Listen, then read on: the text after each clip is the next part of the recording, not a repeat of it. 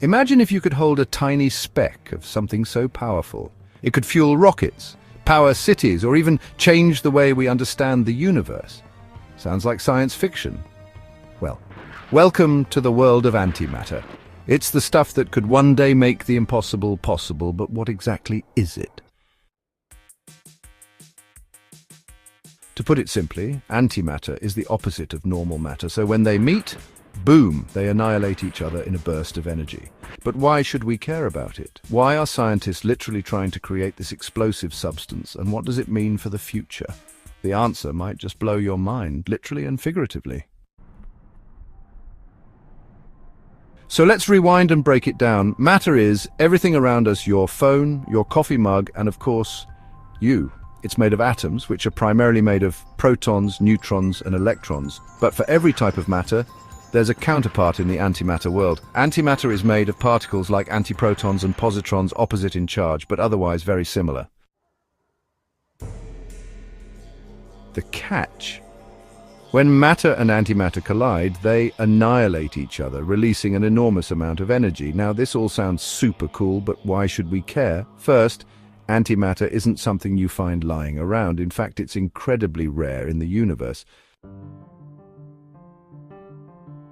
Our universe seems to favor matter over antimatter, which leads to the question, where did all the antimatter go? But that's a topic for another day. The big question here is, why do we want to make antimatter?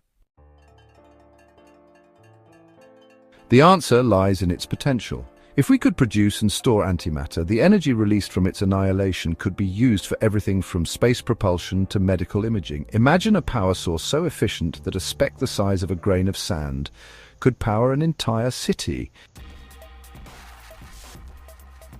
Let's talk about why people are going full mad scientist mode to make antimatter, despite the fact that even a single gram would cost you about $62.5 trillion.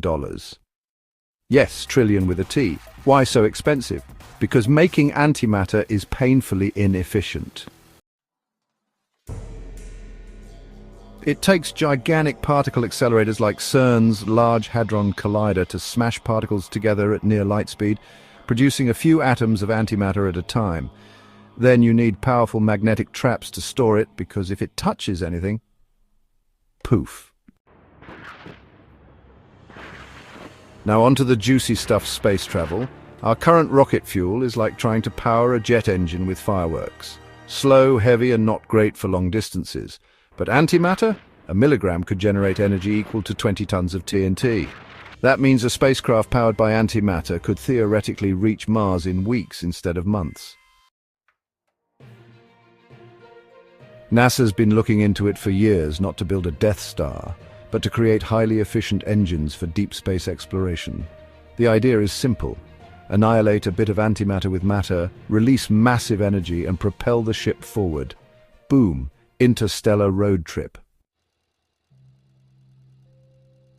But there's more. In medicine, positrons, a type of antimatter, are already used in PET scans to detect cancer. So we're not just talking Star Trek fantasies. Antimatter is saving lives right now. Now, who benefits? Big players like aerospace companies, defense agencies, and high-level research institutions stand to gain first. Think SpaceX, DARPA, or governments wanting an edge in space tech. But in the long run, if we crack the code of cheap production, storage, and safety, everyday people could benefit too. Picture pollution-free energy, faster commutes, even new tech built around quantum principles that antimatter helps us unlock. And then there's the weird stuff. Could antimatter open portals, time travel, alternate dimensions? Scientists don't say no, they just say, we don't know yet. So where does this leave us? Right now we're producing antimatter at a snail's pace, just billionths of a gram per year. And storing it is like trying to keep a snowflake from melting in a volcano. But even these baby steps have opened new doors in science, medicine, and futuristic tech. The research has already deepened our understanding of the Big Bang, helped diagnose diseases, and pushed forward quantum theories. If breakthroughs happen, if we can produce antimatter efficiently and store it safely, it could trigger a new energy revolution. Space travel could become routine, clean energy might become limitless, and humanity could step into the cosmos not with a whisper, but with a literal bang. For now, though, antimatter is still science's most dangerous dream, powerful, rare, and packed with potential. Antimatter sounds like it was cooked up in a Marvel movie, but it's very real and very powerful. From lighting up distant galaxies, theoretically, to scanning your organs at the hospital, it's already part of our reality in small doses. While we're far from using it to power cities or warp through space, the pursuit of antimatter is pushing science to its limits and possibly beyond them. It's expensive, explosive, and elusive, but that's exactly why we chase it. Because in the tiniest particles we might find the biggest answers, or at least a cooler way to get to Mars. So next time someone says, "Don't waste your energy," just smile and say, "Tell that to antimatter." And hey, don't forget to like, share and subscribe before this video annihilates itself.